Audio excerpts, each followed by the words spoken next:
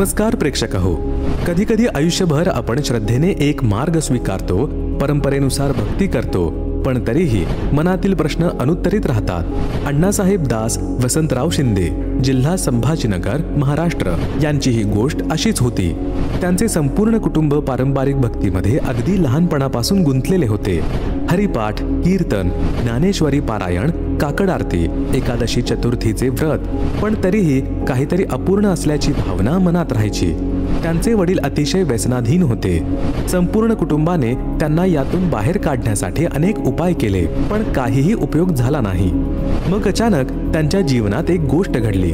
त्यांच्या वडिलांनी संत रामपालजी महाराजांकडून नामदीक्षा घेतली आणि ज्या गोष्टी शक्य नाहीत असं वाटत होतं त्या एका क्षणात घडल्या. त्याच दिवशी व्यसन सुटलं. फक्त एका मंत्राने संपूर्ण जीवन बदललं. आणि सर्वात मोठी गोष्ट, त्यांना अनपेक्षितरित्या स्वतःच्या घराचा लाभ झाला. हे सगळं कसं घडलं? का या भक्तीने त्यांच्या आयुष्यात इतके बदल घडवले? त्यांनी पूर्वीच्या साधनेतून हा नवा मार्ग का स्वीकारला आणि या अनुभवातून ते आपल्याला काय संदेश देऊ इच्छितात? चला ऐकूयात अण्णासाहेब दास वसंतराव शिंदे यांचा हा अचंबित करणारा प्रवास. नमस्कार सतसाहेब. आपलं नाव? अण्णासाहेब दास वसंतराव शिंदे. आपण कुठून आलात? राडगाव, तालुका पैठण, जिल्हा संभाजीनगर, महाराष्ट्र. आपला व्यवसाय काय आहे? मेडिसिन कंपनीमध्ये नोकरी करतो. संत रामपालजी महाराजांची गुरुदीक्षा आपण कधी घेतली? 7 मार्च 2020 संत रामपालजी महाराजांचा उपदेश घेण्याअगोदर आपण व आपला परिवार कोणती भक्ती साधना करत होते? संत रामपालजी महाराजांचा उपदेश घेण्याअगोदर आम्ही लहानपणापासूनच भक्तिमार्गामध्ये आहे. तर हरिपाठाला जाणे, कीर्तनाला जाणे, ज्ञानेश्वरी पारायण, तसंच काकड आरती, तसंच एकादश चतुर्थी अशी पारंपरिक भक्ती करीत होतो.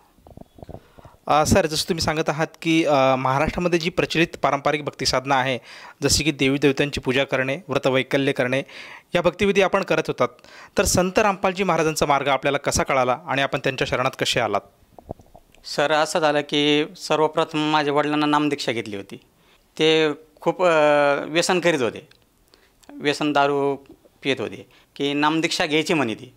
तर मी म्हणलं, संत रामपालजी महाराजांची नामदीक्षा तुम्हाला घ्यायची म्हणता, तर तुम्हाला सगळं नियम माहीत आहे का? ते म्हणे हो, मला सर्व माहीत आहे. असं करीत असताना त्याने नामदीक्षा घेतली आणि त्याच्यानंतर ते आम्हाला सांगू लागले की आपण भक्ती साधना करतो, पण असे प्रकार करतो. संत रामपालजी महाराज आपल्या देवी देवतांचे आपल्याला मंत्र सांगतात, आपल्याला भक्ती साधना करते, शास्त्रानुसार सांगते. तरी आम्ही काही दुर्लक्ष करीत होतो. त्याच्यानंतर असं झालं सरजी की त्यानं आम्हाला ज्ञानगंगा पुस्तक दिलं वडिलांना. तर ज्ञानगंगा पुस्तक घरच्यांना वाचन केलं. ज्ञानगंगा पुस्तक घरच्यांना वाचन केलं. त्याच्यानंतर मग त्याने एक मेमरी कार्ड भरून आणलं होतं सत्संगचं. संत रामपालजी महाराजांचं सत्संगचं मेमरी कार्ड त्यानं भरून आणलं होतं. ते भरून आणल्यानंतर ते मला म्हणले की माझा मोबाईल छोटा आहे म्हणे, हे तुझ्या मोबाईलमध्ये सेव्ह करून ठेव म्हणे, नंतर जर डिलीट झाला माझ्याकडून तर मला कामात येईन. तर ठीक आहे म्हणलं. मी माझ्या मोबाईलमध्ये संत रामपालजी महाराजाचं सत्संग सेव्ह करून ठेवला. त्याच्यानंतर सेव्ह केल्यानंतर मग 5-6 महिने मी काही सत्संग ऐकलेच नाही याच्यामध्ये काय आहे म्हणून. तर मग एक दिवस मला प्रेरणा झाली की आपण बघू म्हणलं, ऐकू म्हणलं हे सत्संगमध्ये काय सांगितलं म्हणलं रामपालजी महाराज. तर मी सत्संग ऐकत चाललो आणि माझी नाईट असली ती मी सकाळी घरी आल्यानंतर सत्संग ऐकायला लागलो की 1 घंटा दररोज डेली सत्संग ऐकलो. सत्संग ऐकल्यानंतर मला टोटल सर गुरुजीचं ज्ञान कळलं. आणि ज्ञान कळल्यानंतर मी ठरलेलं का समजा आता आमचे घरचे बी म्हणले मला गुरु करायचा. लक्षात आल्यानंतर मला म्हणे मला नामदीक्षा घ्यायची. ठीक आहे म्हणलं, मग आपण काय करू म्हणलं, मग दोघं बी घेऊ म्हणलं नामदीक्षा. तर मग आमचं असं ठरलं की उद्या आपल्याला नामदीक्षा घ्यायची समजा. तर मी तरीही गुरुजीचा ज्ञानगंगा पुस्तकमध्ये फोटो आहे, ते फोटो उघडला आणि खुर्चीवर ठेवला आणि म्हणलो गुरुजींना दंडवत प्रणाम केला आणि म्हटलं मनामध्ये प्रार्थना केली. हे बघा समजा की आता संत रामपालजी महाराज सांगत आहे की भक्तिमार्ग शास्त्रानुसार करायला पाहिजे, मग तुमचा मोक्ष प्राप्त होईल. तर मग मी असं मनामध्ये प्रार्थना केली गुरुजीला की गुरुजी आपण सांगत आहे की समजा हे भक्तिमार्ग सत्य आहे, मी लहानपणापासून भक्तिमार्गात आहे आणि मला भक्ती पाहिजे, मला जो मार्ग सत्यच आहे, जो मार्ग मला सत्यच आहे तो दाखवा. मी जी भक्ती साधना करतो आहे पहिली ही मोक्षदायक आहे का? त्याच्यानंतर तुम्ही जे सांगतात ते मोक्षदायक आहे का? मला यातून मार्ग काढा. असं म्हणून मी पुस्तक ठेवून दिलं. सकाळी उठल्यानंतर चहा पाणी झाल्यानंतर एक 9 वाजता मला कॉल आला जालन्याहून.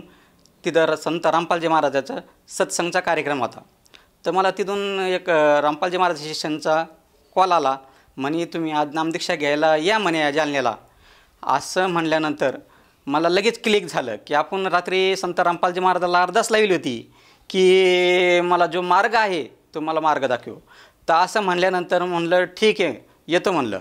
तर मी घरच्यांना म्हणलं की संत रामपालजी महाराज शिष्यांचा कॉल आला म्हणलं की आपल्याला नामदीक्षा घ्यायला या. मग आपल्याला गुरुजीने जे आपण अरदास लावली होती की जो मार्ग आपल्याला भक्तिशास्त्रानुसार आहे त्यांना आपल्याला गुरुजींना आपल्याला दया केली की आपल्याला दाखिलं संकेत केले की तुम्ही नामदीक्षा घ्या. तर असं म्हणल्यानंतर आमचं दोईचं एक विचार झाला आणि आम्ही मग मुलं लहान आले असताना एक 6 वर्षाचा एक 9 वर्षाची मुलगी ते दोघंही शाळेमध्ये गेले होते. शाळेमध्ये गेले असताना मग आम्ही काय केलं की शाळेमध्ये जाऊन दोही मुलांना घेऊन आलो आणि जालना इथे सत्संगमध्ये जाऊन तिथं संत रामपालजी महाराजाची नामदीक्षा घेतली. सर, जसं तुम्ही सांगितलं की सर्वप्रथम आपले जे वडील आहेत त्यांनी संत रामपालजी महाराजांचा उपदेश घेतला होता आणि त्यांना व्यसन जुडलेलं होतं दारू पिण्याचं. आणि तुम्ही जसं सांगतायत की ती अतिशय अट्टल असे व्यसनी होते, तरीसुद्धा त्यांनी संत रामपालजी महाराजांची गुरुदीक्षा घेतली.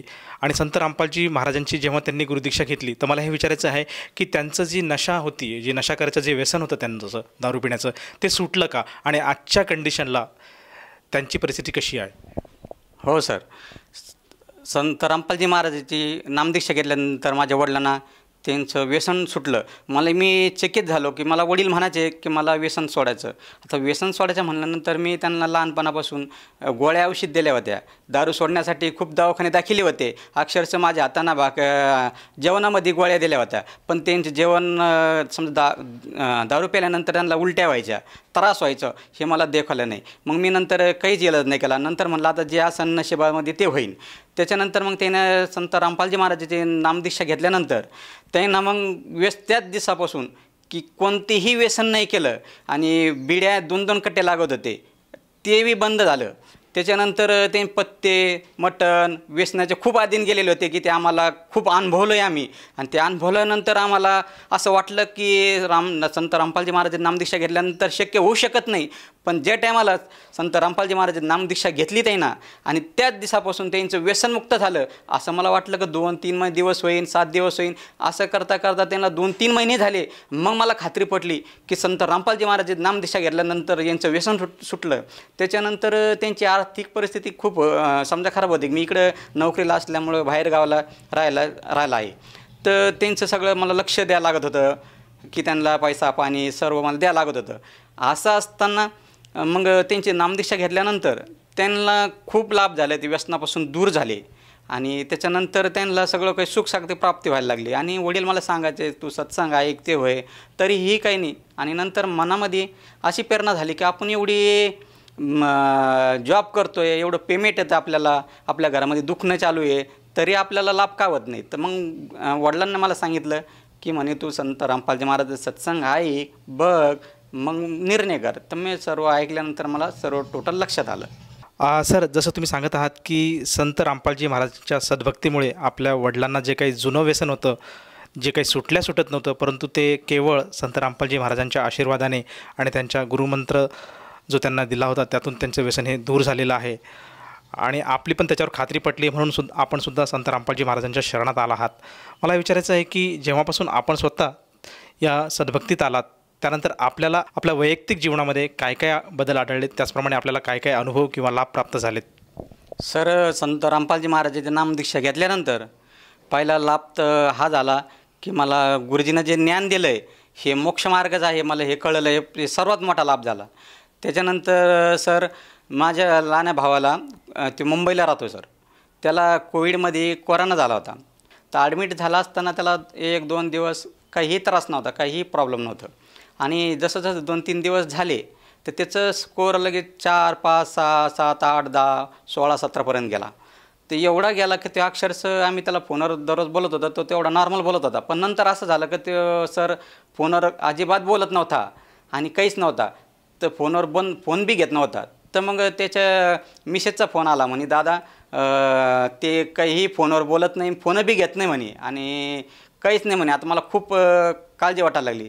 त्याच्यानंतर संत रामपालजी महाराजांना मी अरदास लावली, हे परमात्मा, आता मी तर नवीनच नामदीक्षा घेतलेलं आहे आणि जर नामदीक्षा घेतल्यानंतर जर काही प्रॉब्लेम झाला तर मला लोक नाव ठेवतील की म्हणतील की तुम्ही ह्या भक्तीत गेल्यानंतर तुम्हाला आता असं हानी झाली आणि तुम्ही ते सांगत होता लय लाभ प्राप्त होते, असं होते तसे होते.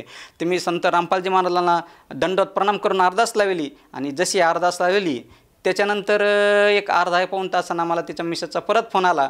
म्हणे दादा, म्हणे आता त्यांची तब्येत बरी आहे, म्हणे त्याने खिचडी खाल्ली म्हणे आता आणि तब्येत थोडी बरी वाटायला लागली. तर असं म्हणत नाही तर मला सर काय सांगा, तर मला एवढा आनंद झाला की खूप परमात्मा आहे तर संत रामपालजी महाराज आहे यानं आपल्याला मला दाखवून दिलं. आणि त्याच्यानंतर असं खूप लाभ झाले. त्याच्यानंतर दुसरा लाभ असा आहे की माझे मिसेसला एक समजा जिना चढल्यानंतर काही काम केल्यानंतर दम लागायचा, श्वास घ्यायला त्रास व्हायचा. मी असे दवाखाने लहान मोठे दवाखाने खूप दाखिले, मेडिसिन घेतले पण काही फरक पडत नव्हता. त्याच्यानंतर मी संभाजीनगरला जाऊन मोठ्या हॉस्पिटलमध्ये दाखविलं. त्याच्यानंतर त्यांना एक्सरे काढा, ते सगळं चेकअप केलं आणि त्यांना सांगितलं म्हणे की यांना आपल्याला कंपल्सरी गोळी चालू करावं लागेल म्हणे आणि पंप चालू करावं लागेल. असं म्हणत नाही तर मग मला पायाखाली जमीन सरकली. त्याच्यानंतर मी संत रामपालजी महाराजांना अरदास लावली, म्हणलं हे परमात्मा ह्या मार्गातून तुम्हीच वाचविशील. तर मग असं म्हणल्यानंतर संत रामपालजी महाराजाच्या दुसऱ्या तिसऱ्या दिवशीपासून कोणतीही गोळी नाही घेता, कोणतीही मेडिसिन नाही घेता, कोणताही त्रास नाही झाला आणि काहीच नाही, गोळी टोटल बंद झाली.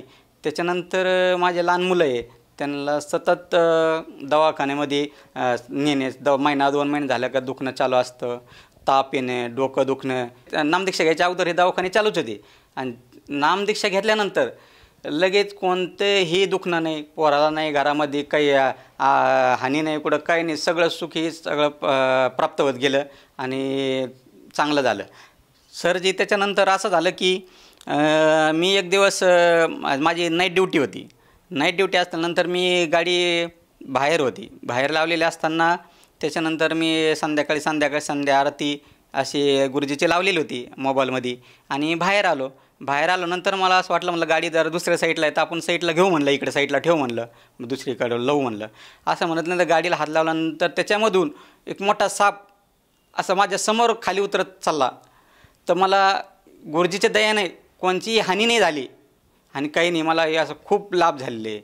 त्याच्यानंतर मी वरती जे घर बांधलं त्याला कोणतंही लोन नाही घेता आणि काही नाही करता, ते मला वरचं एक रूम केली. त्याच्यानंतर गुरुजीच्या दयाने आमच्या शेजारीचे एक प्लॉट होता आणि माझ्या मनी नाही ध्यानी नाही आणि तिथं अगोदरच घेणारे खूप असल्यानंतर ते प्लॉट गेलेलाच अक्षरशः. आणि गेलेला असताना मी फक्त शेजारचा माझा मित्र म्हणला की आपला प्लॉट आता विक्रीला आहे, आपण त्यांना जाऊन बोलू. त्याच्यानंतर ते म्हणे नाही, प्लॉट गेलेले आहे म्हणले आणि तुम्हाला सांगा म्हणे नंतर. असं म्हणून आम्ही तिथून निघून आलो. पण त्याच्यानंतर ते सकाळी स्वतः होऊन आले आणि म्हणले अण्णा भाऊ तुम्ही एक प्लॉट घ्या म्हणे आणि प्लॉट घ्या म्हणे. म्हणलं प्लॉट घ्या. तर म्हणलं ठीक आहे म्हणलं घेतो म्हणलं. पण ते म्हणे मागचा कोण घेईन म्हणलं मागचा बी घेतो म्हणलं, आम्ही दोघी घेतो म्हणलं. मित्रांना आम्ही दोघांना 2 प्लॉट घेतले. हे संत रामपालजी महाराजच्या दयाने मनीने ध्यानीने असे ऑटोमॅटिक परमात्माच्या दयाने हे प्लॉट लाभ झाला. असे खूप लाभ झालेले आहे. सर, यापूर्वी आपण जसं सांगितलं की आपण पूर्वीपासूनच आध्यात्मिक मार्गात होतात, भक्ती मार्गात होतात आणि महाराष्ट्रामध्ये जी प्रचलित भक्ती साधना आहे, देवीदेवतांची पूजा करणे, त्याचप्रमाणे व्रतवैकल्य करणे आणि पाठांतर करणे, हरिपाठ करणे, या साधना आपण करत होतात. मला विचारायचं की ही जी आपण जी भक्ती साधना आज महाराष्ट्रामध्ये बरेचसे वारकरी संप्रदायाचे लोक करतात, बरेचसे साधक आज महाराष्ट्रामध्ये जी काही प्रचलित साधुसंतांची जी काही साधना आहे ती करतच आहेत. तर मला हे विचारायचं की ही साधना सोडून तुम्ही संत रामपालजी महाराजांच्या आज हरियाणास्थित बराडो आश्रमचे जे काही संत रामपालजी महाराज आहे त्यांच्याकडनं गुरुउपदेश घेतलेला आहे. तर ह्या 2 साधनेमध्ये आपल्याला काही असं वेगळं वाटतं का किंवा त्यांच्यामध्ये काही समानता आहे का? सर, सांगायचं जर झालं तर मी पहिले लहानपणापासून भक्तिमार्ग करत आहे. भक्तिमार्ग करीत असताना मी हरिपाठ वाचणे, हरिपाठाला जाणे, हरिपाठ म्हणणे, याच्यामध्ये ज्ञानेश्वर महाराजा एक अभंग आहे, नामसन कीर्तन साधन पै सोपे आणि जलतील पापे जन्मांतरीचे. आता ज्ञानेश्वर महाराज आपल्याला सांगत आहे की नामस्मरण करा त्याने तुम्हाला साधन एकदम सोपं आहे. नामसंकीर्तन साधन पण सोपे आहे. जलतील पापे जन्मांतराचे, म्हणजे तुम्ही नामस्मरणानं तुम्हाला जन्मांजन्माचं पाप जळून जाईल, ते साधन करा असं मला मनामध्ये वाटायचं. असं नामसंकीर्तन साधन पण सोपे, जलतील पापे जन्मांतराचे. आपण जलतील पापे जन्मांतराचे नामस्मरण कोणतं करायचं हे मनामध्ये प्रश्न होता. त्याच्यानंतर गीतेमध्ये सांगितलं की मी असे ज्ञानेश्वरी पारायण करीत असताना असं मला लहान असताना एक आठवलं की सहज की गीतेमध्ये सांगितलं 15 अध्यायातील 4थ्या श्लोकमध्ये, त्यानंतर त्या परमपद परमेश्वराला चांगल्या प्रकारे शोधा, तिथे गेले असता फिरून संसारात परत येत नाही, आणि त्याआधी पुरुष नारायणाला मी शरण आहे, असं तुम्ही त्याचा निजध्यास केलं पाहिजे. आता श्रीकृष्ण अर्जुनाला सांगू राहिले की एक असं ठिकाण आहे की तिथं गेल्यानंतर तुम्ही संसारात परत येत नाही, म्हणजे जन्ममरणाच्या फेरामध्ये येत नाही, त्या भगवंताला तुम्ही चांगल्या प्रकारे शोधा असं मला लक्षात आलं. आणि जे टायमाला संत रामपालजी महाराजाचं ज्ञान मला कळलं, त्या टायमाला मला लक्षात आलं की संत रामपालजी महाराज जे ज्ञान देऊ राहिले आपल्याला, हे आपल्याला मोक्षदायक मंत्र आपल्याला मार्ग सांगत आहे. पुन्हा गीतेमध्ये 18 अध्यायातील 62 सांगत आहे की त्या परमात्म्याला तू शरण जा, त्याच्या कृपेनं तुला परमगती आणि सनातन शाश्वत धाम प्राप्त होईल. म्हणजे त्या परमात्म्याला शरण जायचं सांगू राहिले. मग असं सांगत असताना मला एक भाषे बरेचसे गीतेमधले पॉईंट कळले की श्रीकृष्ण भगवंत आपल्याला सांगू राहिले की त्या भगवंताला तुम्ही शरण जा. आता नेमके कोणी भगवंताला शरण जायचं?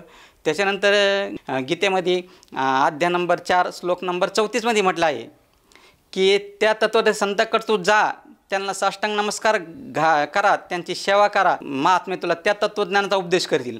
मग मला असं सर्व लक्षात आलं की आपल्याला त्या संताकडे गेल्याशिवाय आपल्याला मोक्ष नाही, आणि ते ज्ञान तर आपल्याकडे संताकडे भेटन. पण ज्या टायमाला संत रामपालजी महाराज ज्ञान कळलं, त्या टायमाला मला सर्व लक्षात आलं की संत रामपालजी महाराज जे ज्ञान देऊ राहिले आपले शास्त्रानुसार आपल्याला सांगत आहे, आणि तेच तत्वदर्शी संत आहे. आणि हे जेव्हा मला कळलं तेव्हा मला लक्षात आलं की नाही, आपण संत रामपालजी महाराजाचं नामदीक्षा आपल्याला घ्यायला पाहिजे. सर, जसं तुम्ही सांगितलं की संत रामपालजी महाराजांच्या रूपात आपल्याला खऱ्या अर्थाने भक्ती मार्गाचा जो दाता आहे, जो तत्वदर्शी संत आहे, हा प्राप्त झालेला आहे. आणि भक्ती कशी करायची, कोणाची करायची, हे सगळं ज्ञान आज संत रामपालजी महाराजांनी आपल्याला दिलेलं आहे. आणि आपण त्या मार्गावर आज आपलं पूर्ण जीवन व्यतीत करत आहात. आपलं पूर्ण परिवार संत रामपालजी महाराजांच्या अनुग्रहाखाली आलेले आहे. आणि मला हे विचारायचं आहे की हे सगळे लाभ आपल्याला संत रामपालजी महाराजांनी दिलेले आहे, तर जे काय आज तुमचे जे सहकारी आहेत, त्याचप्रमाणे तुमचे जे नातलग आहे, आप्तेष्ट आहे, आणि जो भक्त समुदाय आज TV चॅनलच्या माध्यमातून तुम्हाला बघत आहेत, या सर्वांना आपण आपल्या अनुभवातून काय संदेश द्याल? सर, मी संदेश तर देऊ शकत नाही, फक्त मी सर्वांना एक विनंती करतो की आपण सर्व शिकलेलं सवरलं आहे, आपण सर्व शिक्षित आहे. तर संत रामपालजी महाराज जे ज्ञान आपल्याला सांगत आहे की अनेक चॅनलवर संत रामपालजी महाराज सत्संग येत आहे, ते सत्संग तुम्ही स्वतः बघा, सगळं ग्रंथाशी मिलन करा, मग आपण विचार करा की आपण कोणती साधना करायला पाहिजे आपल्या, जे करून आपल्याला मोक्षप्राप्ती होईल. तुम्ही या आणि लवकरात लवकर संत रामपालजी महाराजांचं ज्ञान समजून घ्या आणि जीवाचं कल्याण करा. सर, जसं तुम्ही सांगत आहात की संत रामपालजी महाराज आजच्या घडीला जे ज्ञान देत आहेत ते सर्व समाजासाठी श्रेष्ठ असं ज्ञान आहे, मोक्षाचा मार्ग आहे, आत्मकल्याणाचा मार्ग आहे, ज्यामुळे साधकाला सुख, शांती, समाधान सगळं मिळतं. त्याचप्रमाणे खऱ्या अर्थाने त्यांना मोक्ष प्राप्त होतो. तर ह्या तुमच्या भाष्यावर जर एखाद्या साधकाला विश्वास बसत असेल आणि त्यालासुद्धा परमेश्वर प्राप्ती करण्याची इच्छा असेल, त्यालासुद्धा जर दुःखातनं दूर व्हायचं असेल, तर ती व्यक्ती संत रामपालजी महाराजांची गुरुदीक्षा कशी घेऊ शकेल? सर, अनेक TV चॅनलवर संत रामपालजी महाराजाचे सत्संग येत आहे. ते सत्संगमध्ये TV चॅनलवर एक पट्टी येत आहे, त्या पट्टीवर संत रामपालजी महाराजाचे जवळचे नामदान सेंटरचे फोन नंबर आहे. ते फोन नंबर घेऊन तुम्ही जवळचे नामदान सेंटरवर संपर्क साधून नामदीक्षा घेऊ शकता. सर, मला विचारायचं की ह्या नामदीक्षेसाठी त्या साधकाला किती पैसे मोजावे लागतात? सर, नामदीक्षा घेण्यासाठी तत्वदर्शी संत रामपालजी महाराज कोणतेही शुल्क घेत नाही, म्हणजे कोणते आपल्याला चार्ज लागत नाही, आपल्याला निःशुल्क म्हणजे मोफत दिली जाते. आणि त्याच्याबरोबर आपल्याला जे नामदीक्षा घेतल्यानंतर आपल्याला जे पूजा सामग्री आहे ते मोफत मिळते. धन्यवाद. साहेब, संपूर्ण विश्वामध्ये 500 पेक्षा जास्त नामदीक्षा केंद्र आहेत जिथे निशुल्क नामदीक्षा दिली जाते. निशुल्क नामदीक्षा प्राप्त करण्यासाठी आणि अधिक माहितीसाठी संपर्क करा 7030303951. 7030303952. अद्वितीय आध्यात्मिक ज्ञान वाचण्यासाठी, पाहण्यासाठी आणि ऐकण्यासाठी संत रामपालजी महाराज ॲप अवश्य डाउनलोड करा किंवा आमची वेबसाईट www.jagatgururampalji.org वर विजिट करा. आम्हाला सोशल मीडियावर फॉलो करा. सर्व पवित्र धर्मांच्या पवित्र शास्त्रांवर आधारित प्रमाणित अनमोल पुस्तक ज्ञानगंगा किंवा जगण्याचा मार्ग यापैकी कोणतेही एक पुस्तक निशुल्क मागवण्यासाठी आपण आम्हाला आपले पूर्ण नाव, पूर्ण पत्ता, पिनकोड आणि फोन नंबर सह लिहून 7030303951 किंवा 7030303952 या नंबरवर SMS करू शकता किंवा 7030303950 या नंबरवर व्हॉट्सअप देखील करू शकता.